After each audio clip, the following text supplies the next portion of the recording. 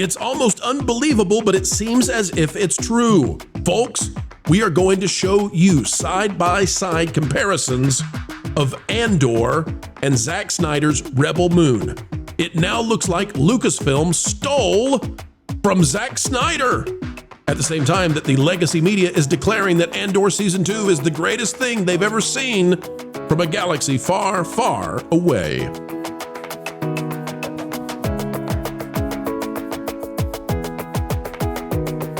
Ladies and gentlemen, boys and girls, welcome back. Come on, come all. Let's all heed the call of understanding just what's going on in the wacky world land of Lucasfilm.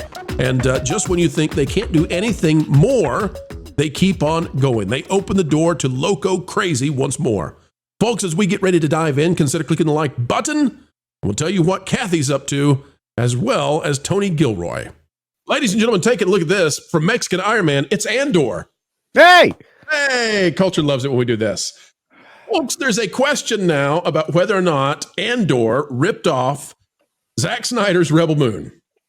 You can't make this up. All right, we may get in trouble for playing this. I don't know. We're going to do it because I can't do the segment without you all seeing this, okay? It's 12 seconds, and if you break it up, it's 6-second bits. You have fair use claim. We're going to try, but I know that Bobby has his finger on the button right now. Here we go, folks.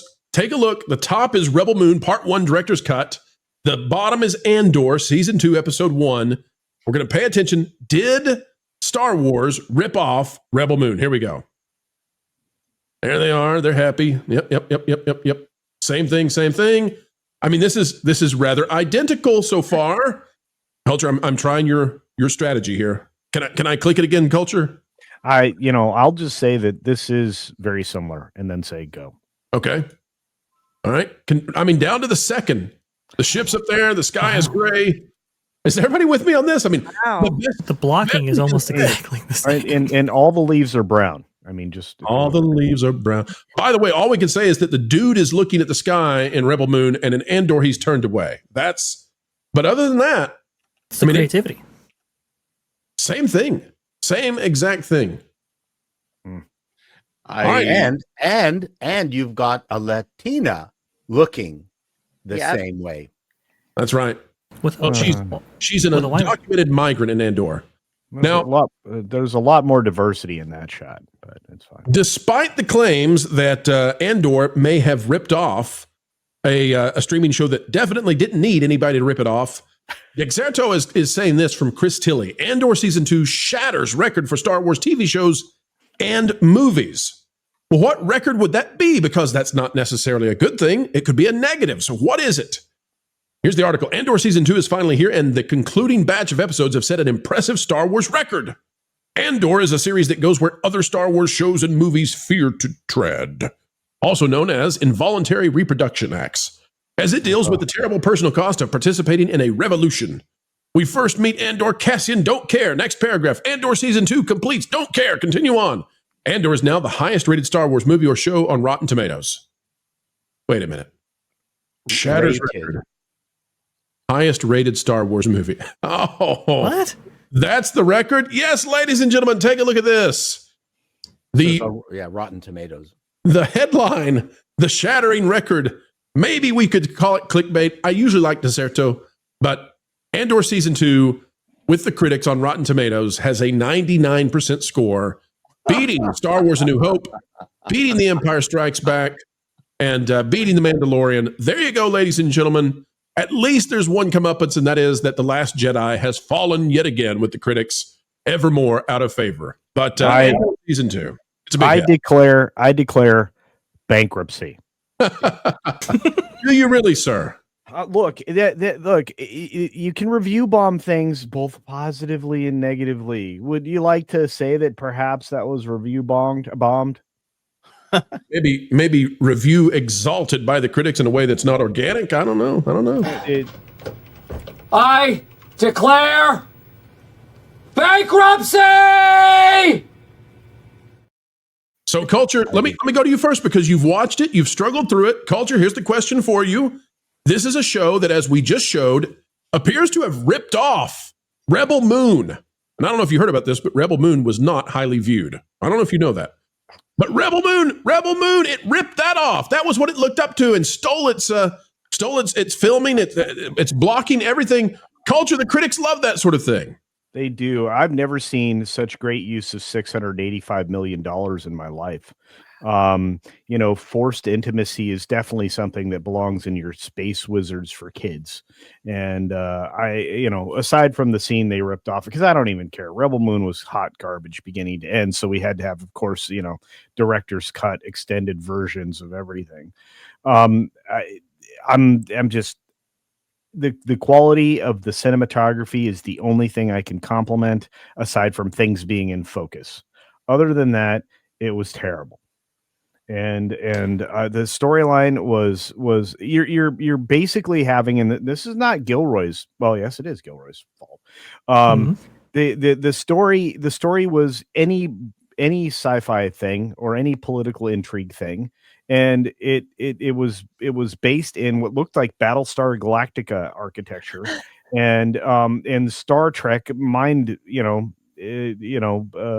thoughtfulness. Other than that, everything about Andor, even the first season. For those of you who like the first season, go back and watch it and think about it deeply, because you're going to go, "Oh, I was fooled into liking this." And I'm glad fewer people are fooled into liking this, except for the critics, because they're easy to fool. So there's that. Well, those critics, especially the Hollywood ones, I mean, I can see why they were, well, they would like something like this. It did feature their favorite pastime, forced intimacy. Sorry, that's a Weinstein there. moment. But wow, all right. But look, this says feature more adult themes, and Andor season 1 was very highly praised for its cinematography, for the themes that were actually introduced, its story, its setting, characters, all that. So no surprise that it's a critic's darling right here. The question, though, is that it's $645 million. And plus, by the way, I think those numbers only go up to like November 2023, if I'm not mistaken. So you're looking at more here. Again, and I think I've said this before, but I'll say it again because it's worth saying. Do you spend maybe an eighth of what you bought Star Wars for to produce this show that features these kind of adult themes? And even if the critics do like it, is it worth the trade-off to the brand hit that you actually take when you feature stuff like this? Or when you get outed as having ripped off Rebel Moon? That's a fair point. Let me point this out here, just because I wanted to check and I wanted to see if maybe the same people worked on both or something like that, and they just did this by accident. The editor on almost all of Zack Snyder's latest stuff is Dodie Dorn. She worked on Zack Snyder's Justice League, Army of the Dead, Rebel Moon Part 1 and 2. And none of the editors on Andor are listed here. The cinematographer's list is even shorter than that. And none of them are Zack Snyder, who was the cinematographer on all of his films, just in case it happened to be someone, just in case there was a theory that it just happened to be somebody who has the same style in both. I think the important point here is that since nobody watched Rebel Moon, it's not copying. Here's a question for you guys. So how much credibility are they willing to burn in the Access legacy going extinct dinosaur media that they will give this thing a 99%, and then the following day after we see these articles come out that it's the most highly critically praised Star Wars thing ever, we come out and we mock it because it's like, no, look, this thing is stealing other people's works of maybe art. Carrie, like, is there any limit that the Access legacy media won't go to? No. Is there any limit? We just lived through the COVID years. I don't know if I can even say that word on YouTube. Is there any limit? Can now. I can now? Okay. Yeah, like I don't mean to make this political. I'm just pointing out that the when Trump says whether you like him or hate him, but when he said the media is the enemy of the people, I think they truly are. I don't know if they've always been that way. I know that the more I read about it, the more I learn, I find out that there are big things they've lied about in the past as well, like the Holodomor, New York Times, Pulitzer Prize winning articles just denying that happened. So if you make me start doubting Jussie Smollett again, I'm gonna really Jussie Smollett. There you go. I'll also point out how incredibly easy it is to get 100% on Rotten Tomatoes for a television show, because almost no one rates television shows on Rotten Tomatoes, and no one that hates a television show is going to Rotten Tomatoes to do that. Agents of S.H.I.E.L.D., which, is fine.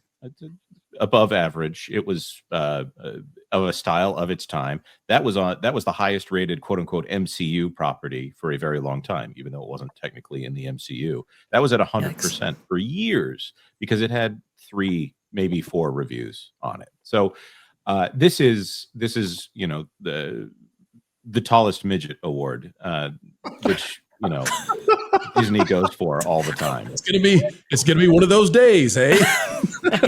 I guess so. I just want to say, oh no, Paul, I approve of this. I approve of this show. Just want to say, Is he pretending to be a small person, or is he pretending to be Joe Biden in a family photo? I can't tell. I don't know. Wow. Come on, man. I think Jonas is spot on right there. Again, like, you do have reviewers who will give things a higher review if it features like an adult subject matter or subject matter that is very topical, right? And that's what we saw from some of the articles out there that they were saying, oh yes, it's so topical, it's so timely, it's so this, it's so that. Look at the undocumented status and all this commentary on forced entry and stuff like that. And it's like. It's like Star Wars was never meant to be this, but for some people, they can overlook the flaws and the other issues related to it, and certainly copying of Rebel Moon and so forth. To them, it doesn't matter. It's more about the message, and so I could see why it'd be rated so highly. I also, I don't want to pat ourselves too much on the shoulder, but Paul just helped us achieve something that Disney is not in 20 years, which is little people inclusion right here on the channel. There you go. Well That's done. right. Yeah, and I represent the Lollipop Guild, the Lollipop Guild, the Lollipop Guild. And in the name of the Lollipop Guild, I'm just going to say, if anybody ever says to me that Star Wars is Space Wizards for kids, they have lost all credibility, because we have now introduced all of this adult subject baloney sausage into the Star Wars universe. So you don't get it out there. Why do you care? That's for kids, baloney sausage. Because I never want to hear that again. Your argument is gone. And Disney is the one confusing obscenity with maturity, and exactly. that's the dumbest argument out there. Folks, don't forget, if we go dark on YouTube, X is the place to be. So check us right out over on X. Have it as your backup plan as long as we have Chatto. But we love Chatto. Yeah. This is the danger you have when you bring me on. Chatto, Canadian comedians and Canadians have to have free speech, and the first still do, the latter maybe not. But we're happy to have Paul. And Paul, you say what you want to say. We do not. We're not going to censor or stop you. I'm sorry. Right. No, you're fine. No. And say it right. Say sorry. All right, folks. Sorry. Good night. Game over. Drive home safely. Folks, this video is done. But before we all head home, we only ask one thing. Folks, as you get ready to head on out, consider clicking that like button. Share, subscribe. Click it. Stick it to those pesky algorithms. It is the notification bell. Drop a comment down below and share your thoughts, for a mind is a terrible thing to waste. Waste not that beautiful personality of yours. And folks, we would say, as you get ready to head out the door, that it has been an honor to spend time with you, an attitude of gratitude each and every time that you elect to join together with us. Breaking bread and breaking entertainment, well, the industry. No, we like entertainment. It's the industry that irks us sometimes. Well, it was a good time. We hope you had a good time. Folks, until the next time, keep learning, keep growing, and as always, keep having fun. Hey, Floral, guess what? You put a fork in Pro's microwave again. No, that was yesterday. I don't know that what. Oh, I've decided to give up on torturing Jonas. What? Why? In the same way the cat sleeps like 20 hours a day, that was like your purpose. I know, but I've decided there's bigger fish to fry. Okay. Like Lorne. I mean, think about it. Everybody loves him. He's a fan favorite, and frankly, he has almost no weaknesses I can find. Except that he's really smart. So, You want to annoy the one panelist without a single flaw, because he's smart. Yeah, like that winged statue at that fancy Paris museum thingy. I want to break the one thing that everyone loves most. So, kind of like the opposite of Rachel Zegler. Yeah, exactly. And I get to see her all the time at family reunions anyway. You get to see Rachel Zegler? Yeah. She's a total troll. Lives under a bridge, harasses billy goats, the whole 9 yards. It all makes sense now. Speaking of which, maybe she'll get me... Okay, I'm gonna call her on my... I'm gonna call her and see if she'll be in the next Indiana Jones. She should be the next Indiana Jones. That'll totally destroy Lord. He loves Indiana Jones. Oh, that's cruel.